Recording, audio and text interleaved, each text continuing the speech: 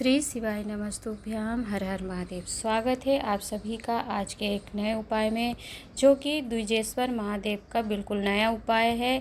पूज्य गुरु जी ने अपनी श्री भक्ति शिव महापुराण कथा, जो कि परतवाड़ा महाराष्ट्र से श्रवण करवा रहे हैं, उसमें चतुर्दिवस की कथा में वर्णन किया था कि द्विजेश्वर महादेव का नाम लेकर के एक लोटा जल 7 दिन तक समर्पित किया जाता है। यदि आपके जीवन में कोई बड़ी परीक्षा हो, घर की परीक्षा हो या किसी समस्या से संबंधित परीक्षा हो, तो उससे छुटकारा प्राप्त करने के लिए और परीक्षा में आ रही अटकलों को दूर करने के लिए, और बहुत भारी दुख तकलीफ यदि जीवन में है तो उस उपाय को करना चाहिए। तो द्विज अवतार का वर्णन श्री शिव महापुराण की कथा में शतरुद्र संहिता के अंतर्गत वर्णन किया गया है, जिसका वर्णन आपको बताऊंगी। तो वीडियो को अंत तक जरूर सुनिएगा, देखिएगा। चैनल पर पहली बार आए हैं तो चैनल सब्सक्राइब कर लीजिएगा, क्योंकि ऐसे उपायों की वीडियो हम आप तक पहुंचाते रहेंगे। तो चलिए देर नहीं करते हैं, जान लेते हैं हम अपने उपाय को, जो कि इस प्रकार है।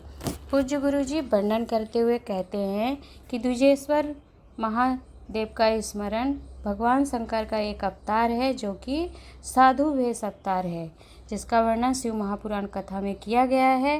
पोथी पुराण में आप पढ़ सकते हैं।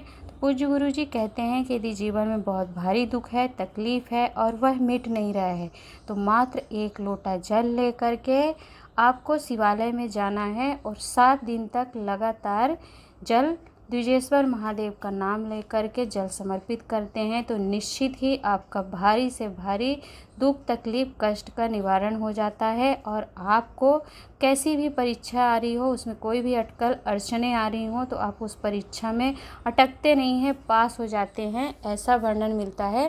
तो द्विजेश्वर महादेव को जल चढ़ाने का नियम होता है। किसी भी शिवालय में जाकर आप जल ले जाइए, 7 दिन तक एक लोटा जल समर्पित करना है। परंतु जल चढ़ाने का नियम आप स्क्रीन पर देखेंगे कि आपको किस प्रकार से समर्पित करना है। देखिए, द्विजेश्वर महादेव को जो जल समर्पित किया जाता है, वह अशोक सुंदरी माता के पीछे वाला जो स्थान होता है, स्क्रीन पर आप देखिएगा कि अशोक सुंदरी माता के पीछे से आपको जल समर्पित करते जाना है और चारों तरफ गोल जलाधारी की ओर घुमाते हुए वापस उसी स्थान पे जाना है। पुनः एक बार आप फिर से घुमाते हुए जाएंगे और जब दूसरा चक्र आप पूर्ण करेंगे तो संपूर्ण जल शिवलिंग पर समर्पित कर देंगे। जल चढ़ाते हुए उसकी धार टूटनी नहीं चाहिए। स्क्रीन पर आप पुनः एक बार इस को देखकर समझिएगा कि आपको जल कैसे समर्पित करना है। देखिए, अशोक सुंदरी माता का शिवलिंग में जो स्थान होता है, उस स्थान से आपको जल चढ़ाना समर्पित करना है। स्क्रीन पर करके दिखाया जा रहा है, तो आप देखिए ध्यानपूर्वक कि अशोक सुंदरी माता का जो स्थान है, वहाँ के पीछे से शुरू किया, चारों तरफ गोल जलाधारी पे चढ़ाया, फिर वापस हम उसी स्थान पर पहुँचे जहाँ से शुरू किए थे, और वापस गोल जलाधारी पर आते हैं और पूरा ना घुमा करके फिर हम संपूर्ण जल लोटे में जो होता है शिवलिंग पर समर्पित कर देते हैं। श्री द्विजेश्वर महादेव का नाम स्मरण करके और अपनी समस्या, अपनी दुख तकलीफ, अपनी परीक्षा की कामना पूर्ति के लिए, आ रही अड़चनों को दूर करने के लिए बाबा से निवेदन करते हैं। तो निश्चित ही आप कैसी भी विकट से विकट भारी समस्या हो और कैसी भी कठिन परीक्षा हो, चाहे वह परिवार की हो,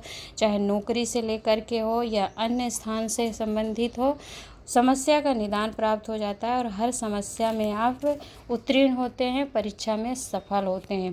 तो बिल्कुल नया उपाय है द्विजेश्वर महादेव का, जो कि हाल ही कथा में वर्णन किया गया है और शिव महापुराण में इसका शतरुद्र संहिता के अंतर्गत वर्णन मिलता है।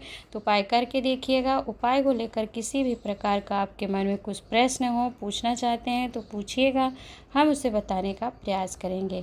आज की वीडियो में इतना ही। मिलते हैं एक नए उपाय के साथ। यदि वीडियो आपको उपयोगी लगा है, लाभप्रद रहा है, तो वीडियो को लाइक एंड शेयर कर दीजिएगा।